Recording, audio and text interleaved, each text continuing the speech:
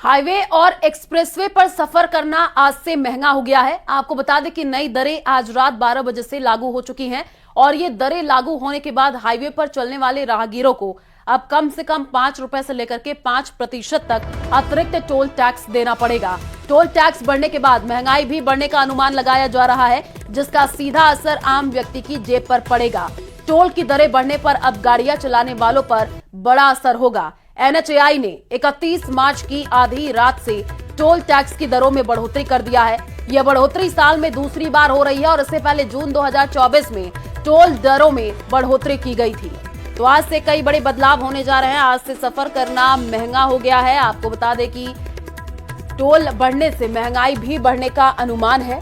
तो highway expressway पर जो टोल है वो महंगा हो गया है। ये बड़ी खबर इस वक्त की आपको बता रहे हैं। टोल बढ़ने से महंगाई भी बढ़ने का जो अनुमान है वो जताया जा रहा है। तो हाईवे एक्सप्रेसवे पर आपको बता दें कि टोल महंगा हो चुका है और जानकारी ये मिल रही है कि टोल की दरें बढ़ने पर अब गाड़ियां चलाने वालों पर ये बड़ा असर होगा। NHAI ने 31 मार्च की आधी रात से टोल टैक्स की दरों में बढ़ोतरी कर दिया है और ये बढ़ोतरी साल में दूसरी बार हो रही है। इससे पहले जून 2024 में टोल दरों में बढ़ोतरी की गई थी। तो आज से 10 बड़े बदलाव क्या क्या वो आपको ग्राफिक्स के जरिए हम समझाने की कोशिश कर रहे हैं। आपको बता दें कि UPI के इनएक्टिव जो अकाउंट्स हैं वो बंद होंगे। क्या क्या ये बड़े बदलाव हैं वो आपको हम बता रहे हैं। तो आज से सफर करना जो है वो महंगा हो गया है। 10 बड़े बदलाव भी आपको हम बता रहे हैं, ग्राफिक्स के जरिए समझाने की कोशिश कर रहे हैं। टोल बढ़ने से महंगाई भी जो है बढ़ने का अनुमान जताया जा रहा है। तो आज से सफर करना महंगा हो गया है।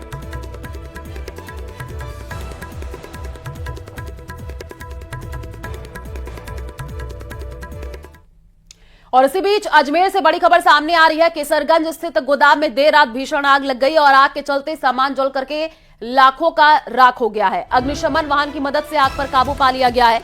बड़ी खबर इस वक्त की आपको बता रहे हैं। आपको बता दें कि क्लॉक टावर थाना पुलिस मामले की जांच में जुटी हुई है और साथ ही साथ 8 दमकल की गाड़ियों से आग पर काबू पा लिया गया है। तो अजमेर के केसरगंज से ये तस्वीर सामने आई है, जहां पर देखिए आग लगने की घटना देखने को मिली है। केसरगंज स्थित गोदाम में देर रात को भीषण आग लग गई। क्लॉक टावर थाना पुलिस अब इस पूरे मामले की जांच में जुटी हुई है। 8 दमकल की गाड़ियों से आग पर काबू पा लिया गया है। तो तस्वीरें भी आपको टीवी स्क्रीन पर दिखा रहे हैं। देखिए कैसे आग जो है विकराल रूप लेती हुई दिखी है। उसके बाद से आग पर काबू पा लिया गया है। लालकोटी के पीछे की बात है।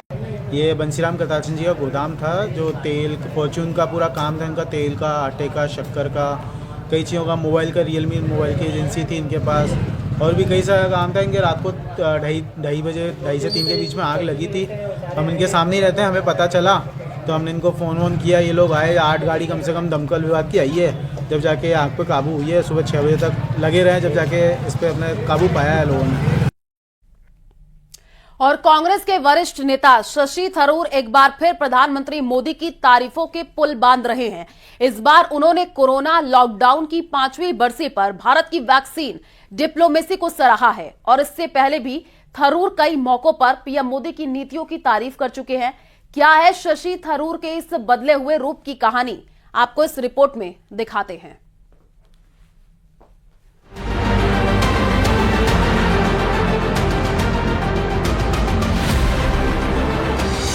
मोदी के फिर मुरीद हुए शशि थरूर। वैक्सीन मैत्री पर थरूर का बयान। कोरोना काल में बढ़ा भारत का मान। भारत की सॉफ्ट पावर का भी किया बखान। सियासी गलियारों में एक बार फिर कांग्रेस सांसद शशि थरूर ट्रेंड कर रहे हैं। वजह है कोरोना काल में भारत की वैक्सीन डिप्लोमेसी की सराहना, यानी पीएम मोदी की नीतियों की सराहना। कोविड-19 लॉकडाउन की 5वीं बरसी पर वैक्सीन मैत्री और वैश्विक संकट के बीच भारत की वैक्सीन डिप्लोमेसी की सराहना करता हूं।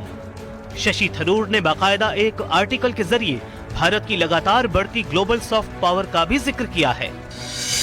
कोविड महामारी के दौरान भारत की वैक्सीन डिप्लोमेसी उस भयावह समय के बीच जिम्मेदारी और एकजुटता की मजबूत मिसाल के रूप में सामने आई।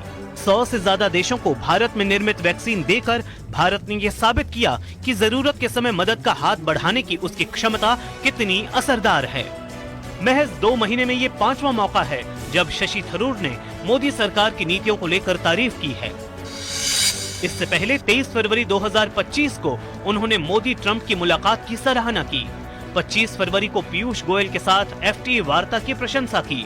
18 मार्च को रायसीना डायलॉग में भारत की शांति पहल को सराहा। 21 मार्च को बीजेपी सांसद वैजयंत पांडा के साथ सेल्फी वायरल हुई। यही वजह रही कि बीजेपी के शहजाद पूनावाला ने एक्स हैंडल पर कांग्रेस को नसीहत दे डाली। यूक्रेन रूस मामले में मोदी सरकार की शानदार विदेश नीति की प्रशंसा, ईवीएम और चुनाव आयोग पर संदेह करने वालों को चुप कराने के बाद अब डॉक्टर थरूर ने भारत की वैक्सीन मैत्री, वैक्सीन डिप्लोमेसी पर एक शानदार लेख लिखा है।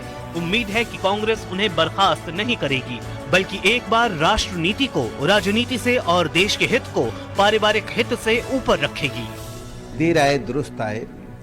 आखिर कांग्रेस के नेता को यह मानना पड़ा कि प्रधानमंत्री नरेंद्र मोदी जी ने कोविड काल में जिस तरह से मानवता के पक्ष में अपने आप को खड़े कर दुनिया को दिखा दिया कि भारत वसुधैव कुटुंबकम के रास्ते पर चलता है। लेकिन तब राहुल गांधी और कांग्रेस पार्टी लगातार भारत की प्रतिष्ठा और प्रधानमंत्री जी की कदम का विरोध कर रहे थे। आज शशि थरूर का स्वीकार करना यह दिखाता है कि प्रधानमंत्री नरेंद्र मोदी जी की नीतियां, कार्यक्रम आज दुनिया की राजनीति में एक महत्वपूर्ण हस्तक्षेप के रूप में है। थरूर जी ने जो कहा है वैक्सीन डिप्लोमेसी को लेके, वो एक सत्य है। नरेंद्र मोदी जी की सरकार के चलते विश्व में जो काम हुआ, वैक्सीन जिस प्रकार से बांटे गए, उससे भारत की छवि और भारत का एक वर्चस्व बढ़ा। अब अगर भारत का वर्चस्व और छवि बढ़े, उसमें सुधार आए, लोगों में खुशी आए, तो ये तो भारतीयों के लिए एक अच्छी बात है। और ये बात जो है हर भारतीय के लिए महत्वपूर्ण है। अब शशि थरूर जी तो ये बात कह रहे हैं, लेकिन कांग्रेस पार्टी इसमें चुप ही रही है। देर आए दुरुस्त आए। वैक्सीन डिप्लोमेसी में न केवल हिंदुस्तान में ही बल्कि पूरे विश्व ने प्रधानमंत्री नरेंद्र मोदी की तारीफ करी कि न केवल उन्होंने वैक्सीन स्वदेशी डेवलप करी, अपने देश के लोगों को फ्री दी, बल्कि विश्व के अनेक राष्ट्रों में वैक्सीन दी, जिसके कारण से वहाँ हजारों लाखों लोगों की जान बची। और अब अगर शशि थरूर इस सच्चाई को आज 4-5 साल बाद स्वीकार कर रहे हैं, तो मैं समझता हूँ कि शायद देर आए दुरुस्त आए। शशि थरूर का बार बार पीएम मोदी की नीतियों की सराहना करना सिर्फ संयोग है या सियासी संकेत, ये सवाल अभी भी बना हुआ है। लेकिन इतना तय है कि कांग्रेस के भीतर इसे लेकर हलचल जरूर मच रही होगी। बाड़मेर के गुड़ा मालानी से खबर है। आपको बता दें कि आरजीटी पुलिस पर हिरासत में टॉर्चर करने का आरोप है। एनडीपीएस एक्ट में गिरफ्तार करने के बाद टॉर्चर किया है। बड़ी संख्या में लोग थाने के बाहर जमा हुए हैं और मामले की गंभीरता को लेते हुए एएसपी मौके पर पहुंचे हैं।